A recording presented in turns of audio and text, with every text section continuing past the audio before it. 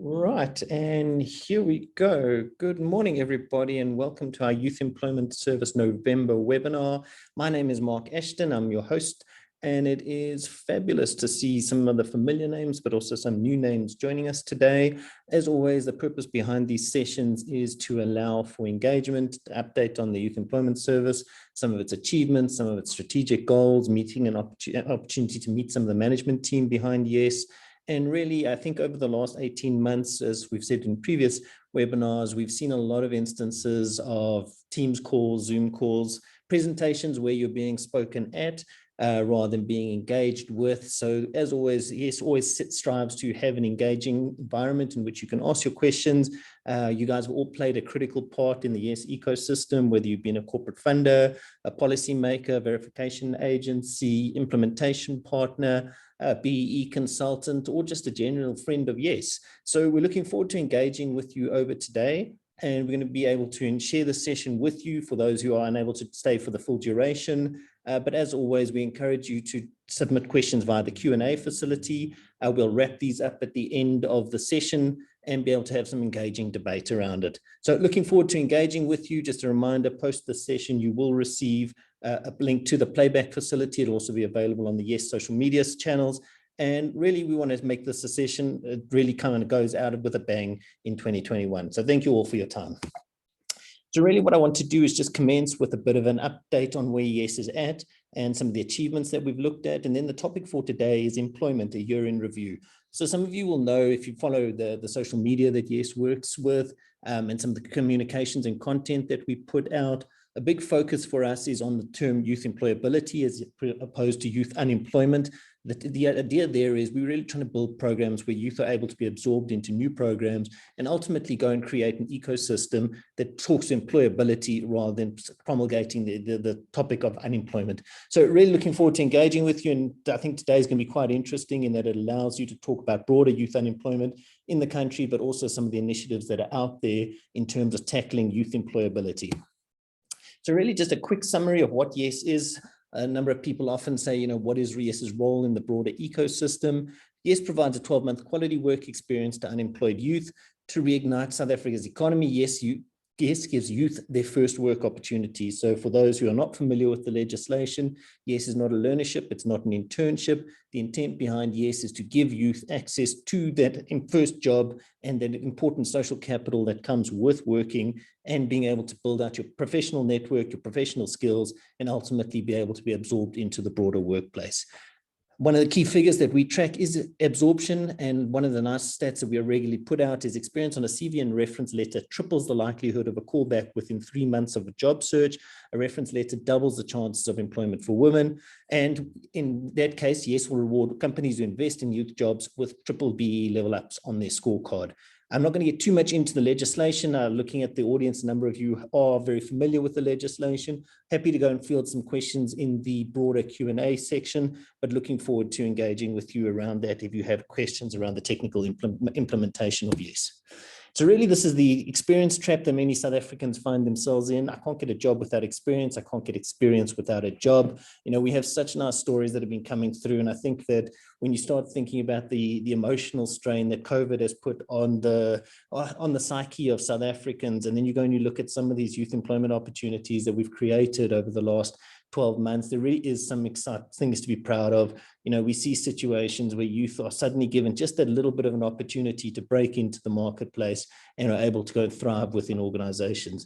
I see some of our YES implementation partners are on this call today, and they've been very successful in being able to build those pathways for the youth in terms of making their permanent employment opportunities. So really, this is just a quick overview of the agenda. We're going to be doing a welcome, which I've just run through, the impact to date, and then we're going to be introducing the new leadership team at YES, and then we're going to talk a little bit about the YES implementation partner model, and then talking a little bit around incentives in job creation as part of the broader ecosystem in South Africa, and then we will field a Q&A. So really, one of the exciting milestones that we have managed to pass over the last week is the 67,000 job mark. You can see there's a really nice uptick in terms of YES's job creation targets there. What we're quite excited about is if we look at the kind of trends and themes that are coming through, it is clear that the confidence is returning to the market. Organizations don't make a commitment to 12-month work experiences and broader BEE implementation if they don't believe that there's some economic growth on the horizon and that there's the opportunity to actually invest for the future. September and October were record months for Yes in terms of new signups. There's clear momentum in the market. A number of organizations have returned for their third and fourth years of participation. And one of the really interesting things, and we probably, for many of you who have followed the Yes story, it's one of those metrics that you do start to track. We actually have organizations discussing their fifth years of Yes implementation. And the reason we often refer back to this is a lot of people thought of Yes as a short-term incentive out of the DTRC. It's clear that organizations are seeing this as an important part of their broader BEE strategy, and it's becoming a consistent part in terms of being able to not only tick the BEE element, but job creation that comes with it. So very excited about that landmark achievement in this year. So really, I think for those of you who have followed the Yes story, the question of who is the leadership and who is driving Yes has always been a very topical one. I think Tashma Ismail-Saville was one of the pioneers in her space. She brought the legislation into the market and really has done an immense job in the first 2.5 years of Yes's operational figures. And then it was time to hand over the mantle to some new leadership. And to start off today, we've got the opportunity to introduce you to the new Yes CEO, Ravi Naidoo. Ravi, maybe just a quick opportunity for you to introduce yourself. Who are you? Where do you come from? And why are you passionate about youth employment in South Africa? Thanks very much, Mark, and good morning to all of you on the webinar. And I think maybe that's a good way to start, and I'm glad we have this session, this webinar, quite in the first couple of weeks of me being here. So I think as this is the first time most of you are meeting me in this context anyway, maybe just a few points. I mean, the slide there I think kind of sums it up. But perhaps let me break it down just this once in terms of what's sort of in that black box, because I think some of that I'm certainly looking to take forward in my relationship, obviously with Yes and with all of you on this call. So just in terms of my background, I spent a number of years running the think tank for the labor movement, an organization called Nadia, and working mainly on pension fund reforms, how the worker funds can put their hundreds of billions into corporates and the stock exchange, and how to get that sort of SRI, so social responsible investment programs going, and quite a bit of work on social security reforms, things like skills development, what to do with unemployment, and a number of programs there. And then, having spent all those about 10 years with the labor movement, then I went to the public sector, where I ran a division of the DTI. Again, that's quite interesting given, the role of Yes, of course. And then as a group executive with the Development Bank, DBSA, and I was very privileged to have the opportunity to establish the Green Fund, which has supported a lot of local programs and which have borne fruit now if you look at renewables and localization content and a number of other impact programs. And then just to complete the holy trinity of social dialogue stakeholders, I've spent the last few years in the private sector and essentially working on establishing SME funding programs and things that fall generally within your ESD space. But again, working with the Jobs Fund, how to promote employment and employability, as Mark was saying, and so on. So the fact that I've worked across all the different stakeholders who are key to social dialogue and key to resolving the issue of youth employability. So I'm hoping to take that same understanding the different perspectives into a collaborative partnership model. So I'll be very interested to engage with all of you following this call.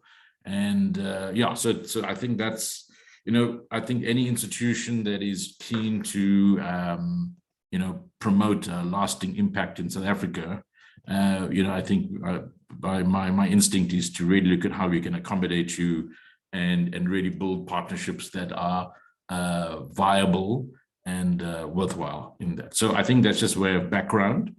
And perhaps, Mark, what I'll do is I'll also just go through the next couple of slides where I will do a bit of the update. You'll have to give me some, cut me some slack here, because I'm just going to touch at the high level points. Mark will obviously deal with the detail, but I want to imbue in maybe the review of these points some of my own take on it.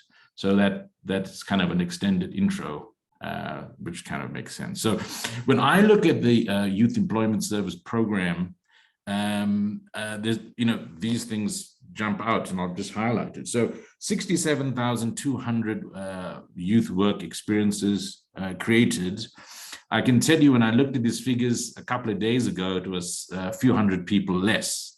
So in that time, these are additional experiences there, all 12-month quality experiences. So, and from what I've seen, I don't think there is a bigger direct jobs impact program in South Africa than this. And we'll come later on to, well, how much more needs to be done. But I think one must just give credit where credit's due. Yes, working with many of you on this webinar has actually had a bigger direct impact on jobs than you'd find elsewhere. So I think that's a very good thing to take stock of. The second thing that I think is very important is that these work experiences are verified, because obviously people can say many things and you'll come across numbers all over, but if they're not verified, then you really have to treat them with a very heavy pinch of salt. So I think the verification part is also very important. Then on the slide, the next thing that I think is very valuable, and in our partnership, how we take it forward, is 1,700 partner companies signups, of which most of them are very active, and 3/4 of them are large cap companies. So your larger companies, again, that's a very valuable network when you want to have an impact on jobs. So I think that's something that one must appreciate. And I think just looking at the amount of money that has been injected into the economy, local areas, and youth jobs, obviously that's important as well.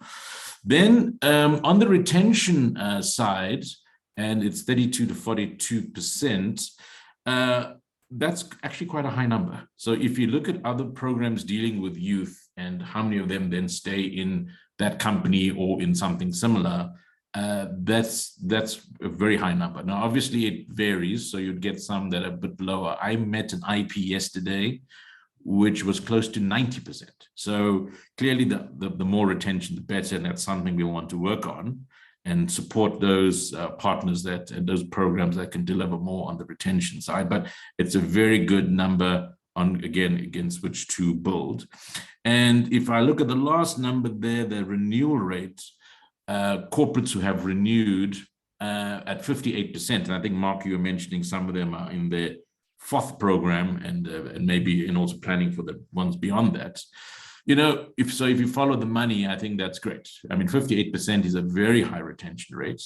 And even though all of these, you want to obviously look at how you can improve on that, I think it's a very good base from which to begin. So if we go to the next slide, the thing then that I am thinking about and the team is being engaged with is, yes, but the problem is much, much bigger, right? We know, so we had engagement with the president recently, in fact, the week before I joined, and we were looking at what to do with the big number, right? Because obviously we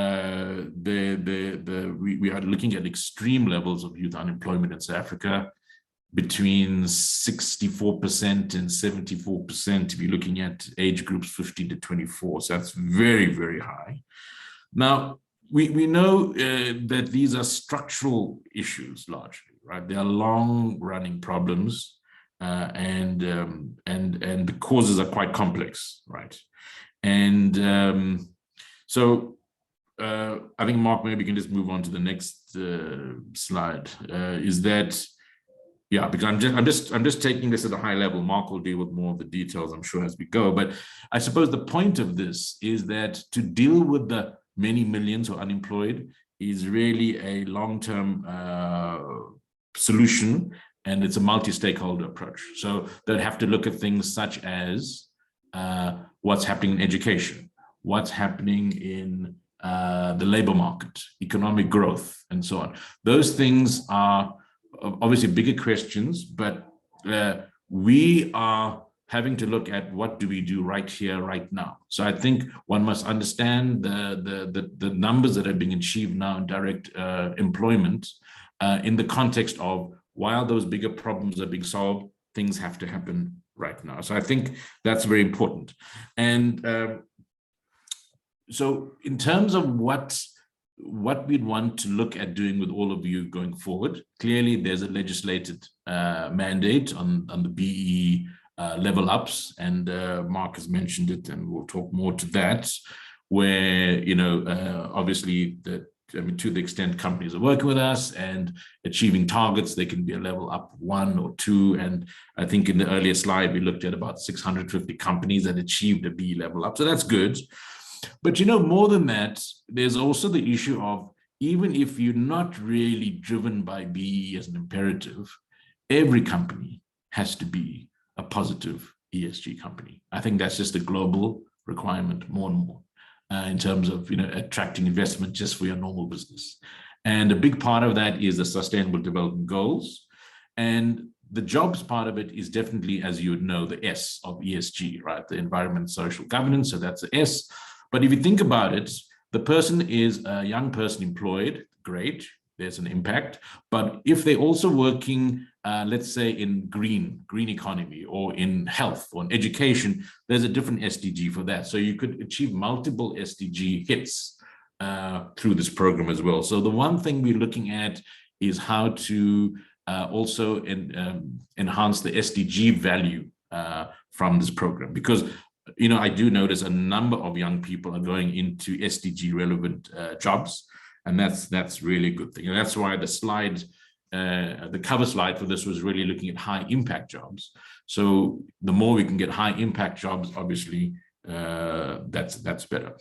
Now, the final thing perhaps just to say is on the bigger issues, and that's another area of collaboration with yourselves, is, you know, we have a channel into trying to resolve the bigger structural issues affecting corporates, communities, youth employability, and so on.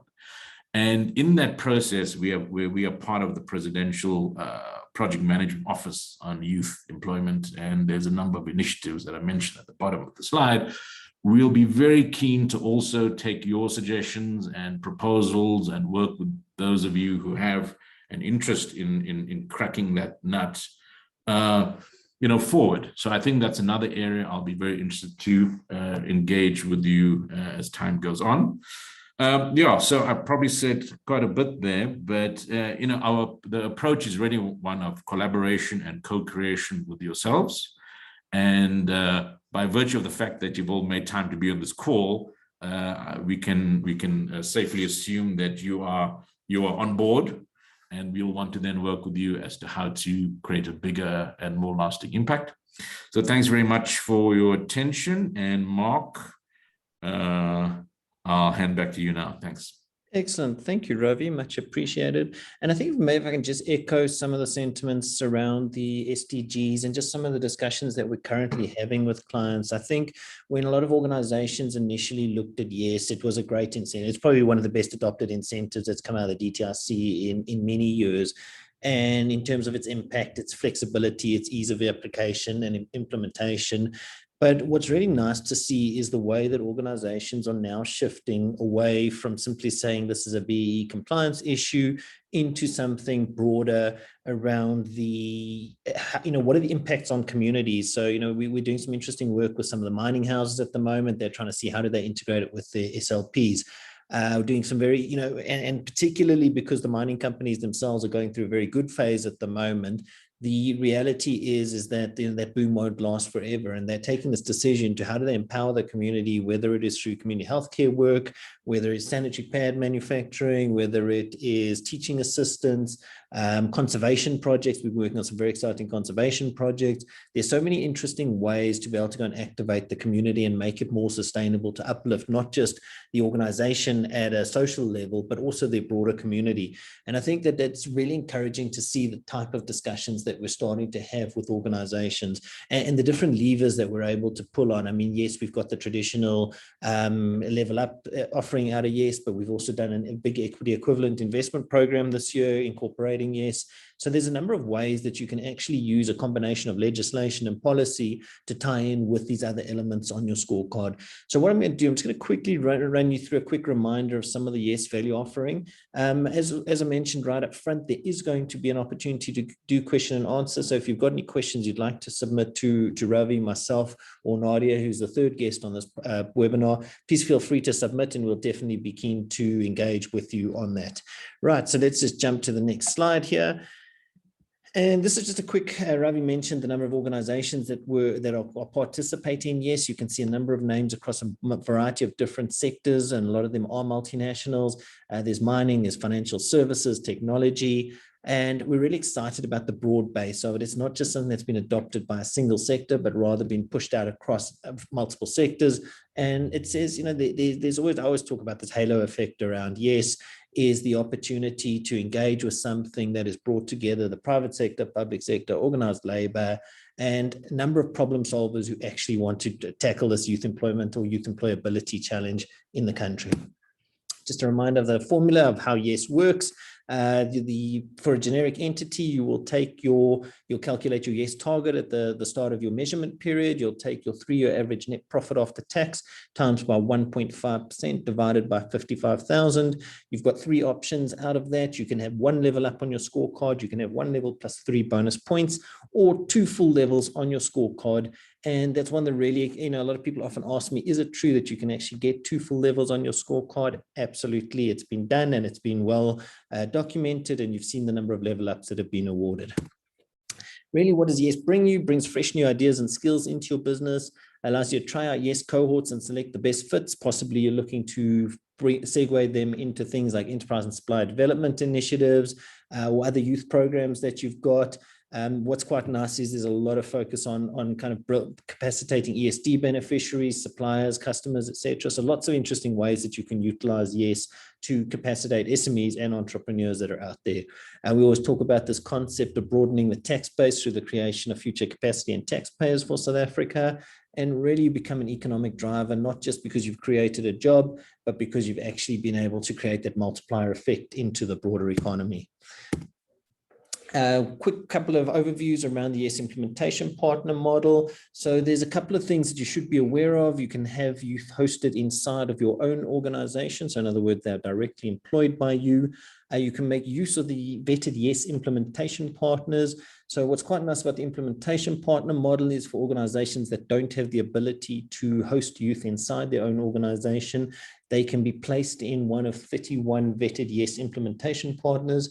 These implementation partners are across a variety of different fields, but in a nutshell, they become the quasi-employer for the 12-month work experience.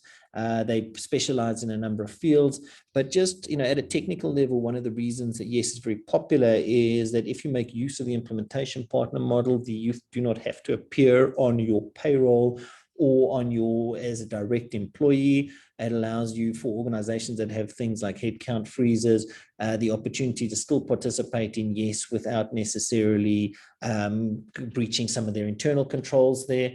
And lastly, people often forget this, and it is the end of the year, so I'm going to implore you to take a note of this. YES is a not-for-profit company, but also a PBO, and is able to offer Section 18A certificates. We've had some very generous donations this year, but if you are looking for Section 18 donation certificates, please engage with YES. Typically, these funds are used for the creation of youth work experiences or capacitating the YES hubs that are out there at the moment. Just going to quickly give you an overview of some of the fields that are touched with the YES implementation partners. So you're looking at digital, health, finance, education, manufacturing, marketing, and conservation. And we've created some really high impact projects across all of those fields over the last 12 to 18 months, even despite the challenges presented by COVID-19. I've touched on this quickly, but the yes turnkey model using implementation partners is cost effective, less admin, more impact, building capacity in the heart of communities. So, often if you think about the structural setup of the South African economy, a lot of the money sits inside Johannesburg or Sandton and Cape Town, Western Cape. This allows for money to flow into communities where these jobs have a very significant impact. I was actually in Limpopo about 3 weeks ago at the Jane First community, and through a single sponsor, I think they were bringing in just over 700,000 Rand a month into that community in Limpopo. And you can start to think of the multiplier effect for a place where the youth unemployment sits at nearly 70% odd. What I'm going to do now, I'm going to hand over to our third speaker. So as Ravi mentioned, there are a number of broader elements that are involved in job creation in South Africa. And our third speaker today is Nadia Rawjee from Uzenzele. She's one of the consultants that advises around broader DTIC incentives. She's going to be talking a little bit about what else is out there. She's been involved in some discussions around how you could utilize a combination of the Jobs Fund and yes, as an example, for higher impact projects. With that, Nadia, I'm going to hand over to you, and then I'll jump to your video when you are ready for it, but I don't know if you want to quickly give a quick introduction to who you are. Great, thanks so much, Mark. Yes, and thanks for that introduction, and it's always great to see how far Yes has come over the years. And in our relationship with Yes, it's great where we look at different incentives and how they all fit together really. And I hope to bring some of that to today's discussion. But as Uzenzele, my name is Nadia Rawjee, and I'm a co-founder of Uzenzele with my sister Zara. We access funding through various grants and incentives within the economy, primarily focused on the DTIC. And as the Jobs Fund is now back in action, certainly looking at the Jobs Fund applications that are coming through, and we'll talk about that in a bit. Really, there's 100 billion Rand employment stimulus program that's been put in place by the presidency. And what we see typically is that where a program or a stimulus package is announced, there's a relatively lengthy period between that announcement and when jobs are actually deployed into market.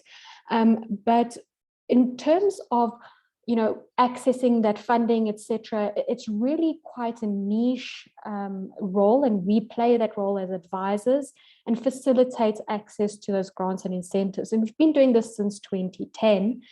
We access funding through over 40 DFIs and funds that are available in South Africa, and have been appointed by our peers as industry leaders. I sit as the chairperson for the professional body of consultants that access the various incentives and grants.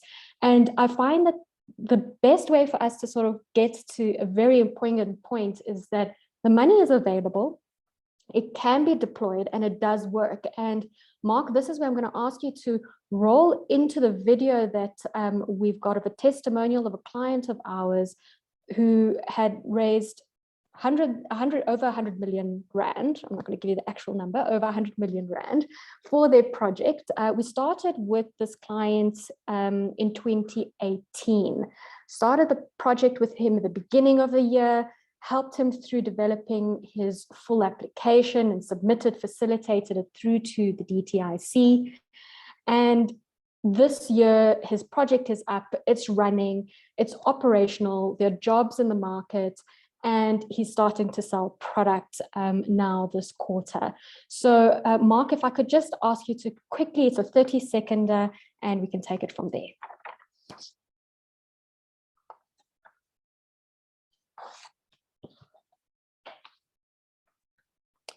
Mark, I'm not hearing any audio.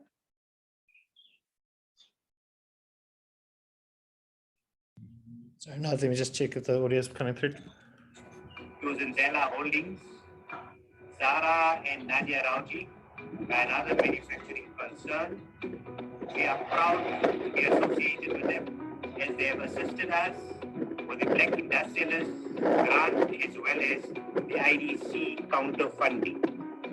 We thank you.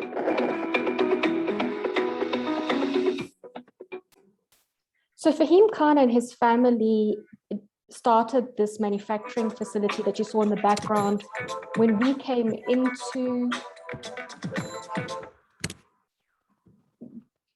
thanks Mark, when we came into their family business, they were in construction, and they had identified roof tiles as an opportunity to backward integrate, and we've helped them through that process. They now have this factory up and running and are employing individuals. And so this really comes to the next slide, Mark, where as Uzenzele, our target is to support up to 25 projects in 2022, to prepare those projects in the industrial sector and through the Jobs Fund. So by doing so, creating 4,500 jobs. We spoke about the timing. So next year, we hope to prepare those applications, submit those applications to the DTIC and to the Jobs Fund. And then it would likely be a 1 to 2 year lag as those jobs come into the market.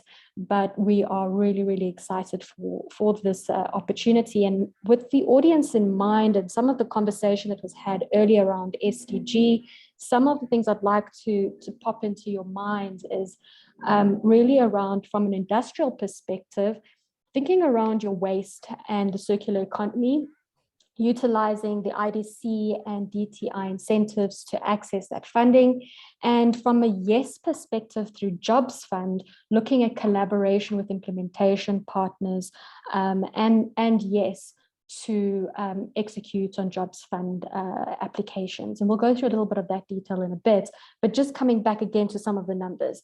SONA 2021, the presidency announced the 100 billion rand that's available for employment stimulus. It's expected to create 800,000 jobs.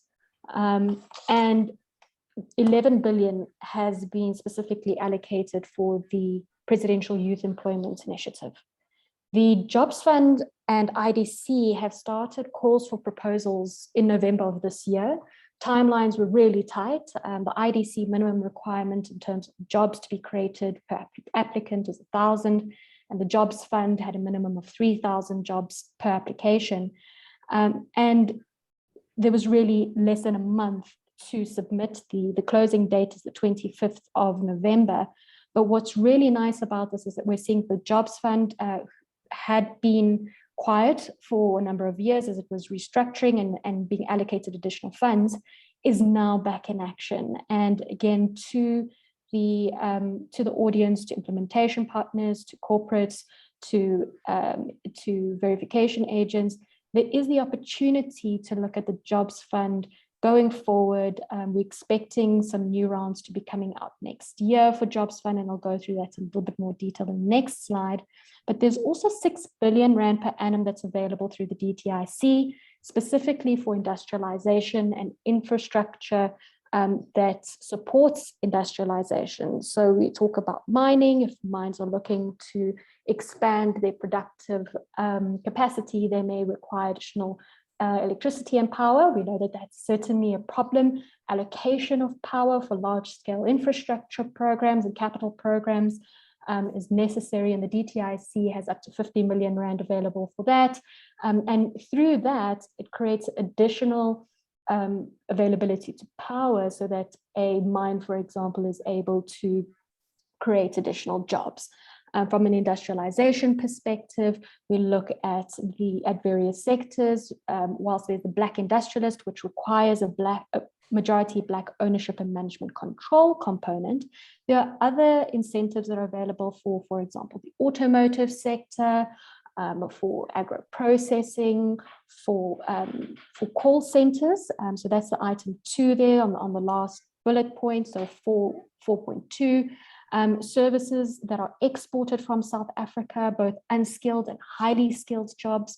We're currently seeing that there's the opportunity to export skills like financial skills, like architectural skills, industrial engineering skills to the first world.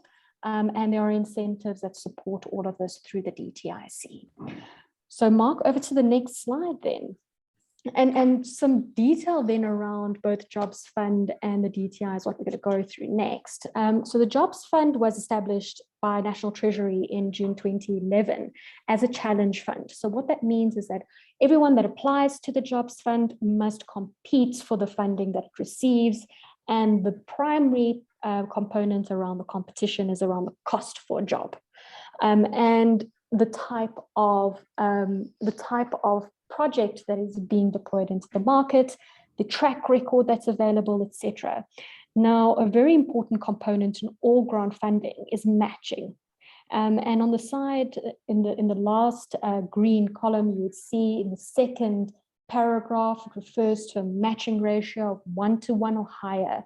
And this really then comes down to if Jobs Fund is putting a rand, they expect you to put in a rand or more. And the or more is where the competitive advantage does come in. And the benefit of utilizing a Jobs Fund grant is that you could really create a lot of scale to projects.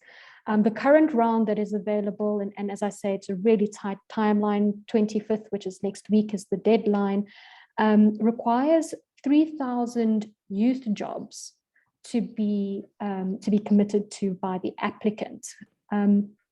What that would require is various levels of selection, identification, appointment of those youth.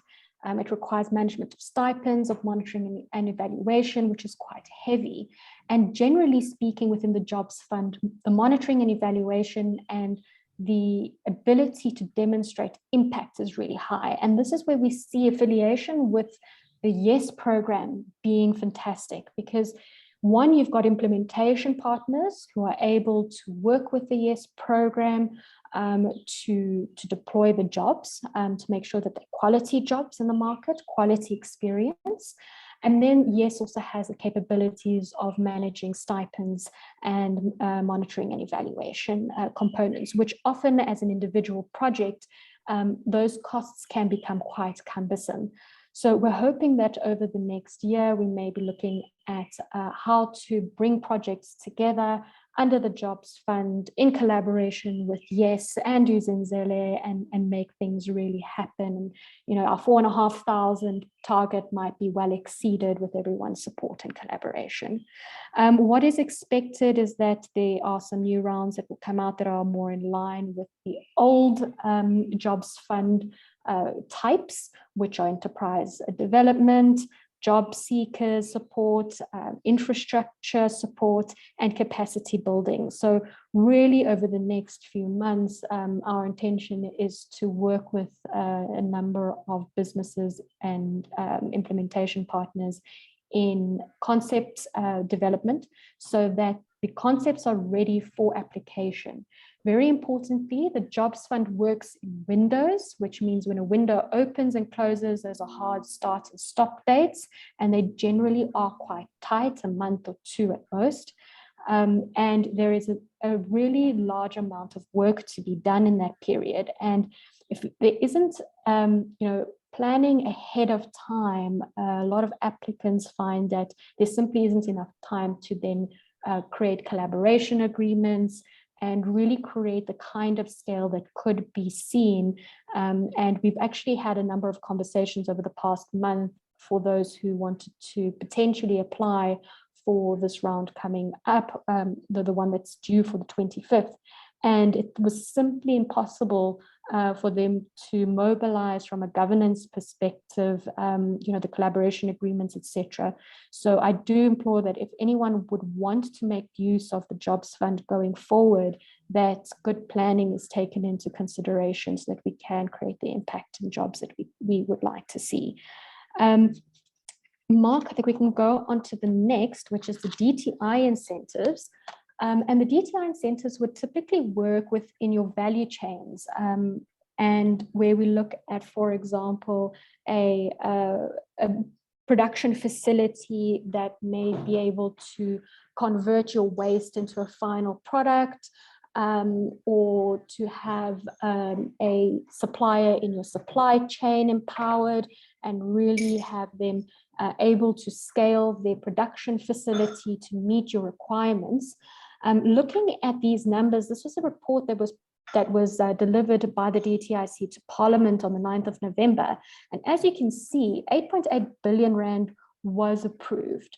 And the jobs to be created is 18,000 jobs. It's not a small amount. And as you've seen with the video, the money does get into the hands of real businesses and factories do go up. So it's really starting to understand, how do you utilize the different incentives available in collaboration with your enterprise and supply development requirements, your socioeconomic development requirements, and how do you make this really, provide expansive wins and impact into the economy. So I think what is really important here as well is, again, matching is a concept within the DTIC and can range anywhere from 10% to 50% from DTI and the balance from the applicant. Each incentive that is available through the DTI is unique, has stringent mandates, has very strict guidelines, and it's really important to understand what those guidelines are, to work with individuals who do know how to access that funding and structure your applications in a way that will be winning applications. The other really important component is that there's a misconception around project sizing. So we talk around a lot of, grant funding being quite small in nature. The average over here, based on these numbers, is 12 million Rand average per project. At Uzenzele, our average is 53 million Rand. So we certainly aren't talking about very small projects. We're talking about large capital projects that have sustainable opportunities to create and maintain jobs over a long period of time. What we also see is a major need in the market is collaboration with corporates around understanding where offtake might come from, so that these projects can be viable, which is a critical component for any DTIC application, because with the matching component, you must be able to show viability in order to access debt and equity from other providers such as the IDC or even commercial funders in order to capitalize a project. So I think that goes into really our next slide then, Mark, around the hurdles that we see a lot of applicants go through. And we've engaged with over 2,000 businesses since 2010 in various sectors. All have similar challenges. First of all is a lack of time and availability of the applicant. And applicants typically very involved in their business, even where they do have strong financial management teams, CFOs, FDs. The intricacies of these different incentives can get away from the teams that are involved, and it's important to have the right resources, which is point 2 there, access to up-to-date information, know-how and best practice, as well as relationships and experience with the funds and individuals in those institutions. And what we found here is that one of the biggest challenges is access to up-to-date information. As things change within the institutions, those who are close to those changes, such as ourselves, are able to know what is not published in the public domain, and are able to advise our clients appropriately. Another area of concern that we've seen is that whilst big corporates may have budgets for professional fees, most of the SMEs that we service would still be in, let's call it, the 50 million turnover to 200 million turnover type range, struggle to have professional fees available for the kind of services that are required, which is where, as Uzenzele, we come in. We do take contingency risk on our projects so that it's a partnership model, but some still don't have the kind of fees that are required in order to prepare a full project. And when I say prepare, it's not only our fees, it's also engineers that need to be put in place. Their design works need to be approved and need to be bankable. Market studies need to be developed. And depending on the strength of the applicant, they may or may not have availability to the cash flows for those fees. And this is, again where we see there might be good opportunities to work and collaborate together in being able to support the 25 projects and 4,500 jobs that we're looking to create. So Mark, that's my bit. And I think just in terms of engagement with us, we are on LinkedIn, where we have a website, and you can reach out to us on inquiry, or you can reach out to Mark as well. Excellent. Thank you, Nadia. Thank you very much for your time and sharing this with us. And I think this is what we really get excited is it's almost a YES 2.0, if you'd like, is that the opportunity to move beyond simply, compliance with a YES level up, but also to start looking at projects that are being built. And, I think that there is it really has reached a very exciting phase in the development of YES, in that we are starting to have these engagements. We're building the capacity, we're building the partnerships, we're building the professional networks that will allow us to kind of take it to a whole new level. And, when you start seeing kind of 18, 20,000 jobs being created, Ravi's made the point about, 67,000 is a big number. If the incentive had been around earlier, what would have been that economic impact on the broader community? If we can get a bit of a combination of standard YES, but also broader projects, I think we've got a fantastic opportunity to be an absolute catalyst for youth employability going forward.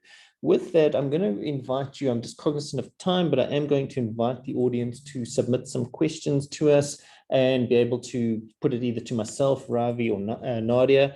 And let's see if we can field some of your questions. I'll try and consolidate where the questions are similar or overlapping. But by all means, send us a question either in the chat facility or in the Q&A facility. I'll give you a minute or two to type it up, and then we'll start dealing with them one by one.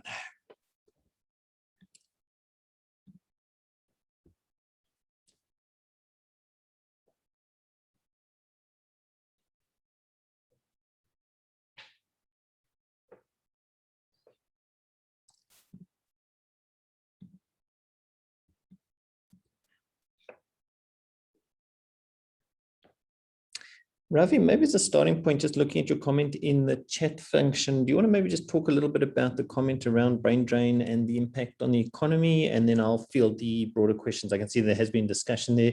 Maybe if you just touch on what you were the point you were trying to get across there, and then I will move into the next questions. Yeah, thanks, Mark. There was a question or comment from Vishal Harichand, who was asking about brain drain and the impact it might have on jobs and YES and so on. So I was just responding and just saying that obviously for South Africa as a whole, the more brain drain there is, that's obviously a negative for the economy. I mean, for reasons I don't need to go into, but for a company in particular, what that means is if they lose skilled people, then it becomes harder for them to supervise their line managers, and then you have fewer line managers, and fewer line manager supervisors means you can accommodate fewer people at the entry level, obviously. So it has a kind of a domino effect down the line that makes it harder. And one of the things in which we would be doing as YES, because that was a question, what would we do is, some of the things you mentioned with implementation partners, Mark, is that, a focus is how to help the companies, and I think Nadia mentioned as well, to actually implement programs. So, turnkey solutions, bringing in project managers, and so on is one of the things that would help. But for the country as a whole, obviously you want to reduce the amount of skills leaving, and that's a discussion in itself. But I know you also need to look at things like how to bring skills into the country. So I know there is a process at the moment, and it's pending now, where Home Affairs produces their skills lists and all of that. I mean, in my humble opinion, much more needs to be done than that. But definitely skills drain and those things do have a knock-on effect on us, and we do ameliorate or mitigate it as much as we can. But yeah, I think it was just a comment saying that there is this thing, what can we do? There's some practical things we can do, which obviously we are now. But I think it's really a collective problem that needs to be dealt with. Thanks, Mark. Thanks, Ravi. Mark, perhaps I can also give an example of something, and Ravi, you hit the nail on the head there. Yes, it's a massive issue, but at the same time, we do have a lot of elder, senior citizens, etc., who have an immense amount of experience, who are sitting at home and doing nothing. And what we saw is specifically on the client that we showed the video of, what they did is they brought this old gentleman in who did a skills transfer over the year whilst they were building the plant and directing the plant. They did a full skills transfer from this old Afrikaans gentleman who loves manufacturing tiles to the staff internally. And it's amazing what that does in terms of, also skills transfer internally. And whilst there is a brain drain, I think we also need to start looking at where those opportunities lie and bringing that into action.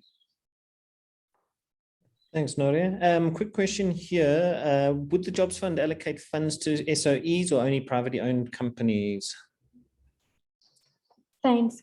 So on the state-owned companies, provided that they are sustainable and that the program is appropriately structured, I don't see an issue. It hasn't been specifically excluded as a type of entity that can apply. But perhaps if we can get your details and I can get an answer out of the Jobs Fund for you, can push it through to Mark.